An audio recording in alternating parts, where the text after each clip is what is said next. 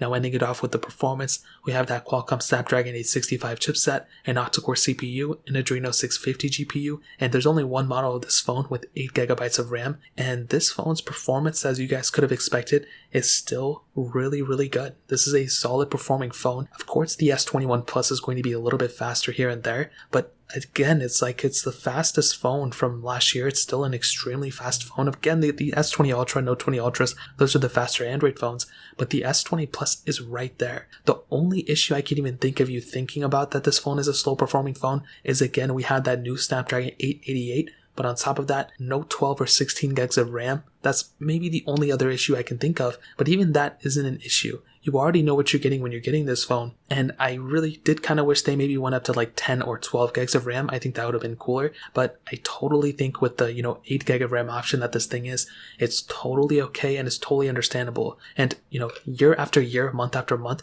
this phone's performance is going to be solid. Whether you're doing heavy intensive gaming, super intensive video editing or photo editing or whatever the case is, as I mentioned before, this thing is going to be able to handle almost everything you throw at it. Again, it's not going to be perfect, but for a majority of people, it's going to be able to handle it. Now, on top of that, because this phone doesn't have a crazy amount of RAM, you may think it doesn't, handle everything you throw at it or whatever. It's going to be able to handle it as long as you're not comparing it side by side to another faster phone. You're going to be okay. From my experience of using this phone, it was perfectly fine, and I'm sure from a lot of other people's experience, it's going to be totally fine as well. So, in terms of that pretty much covers it up. Now to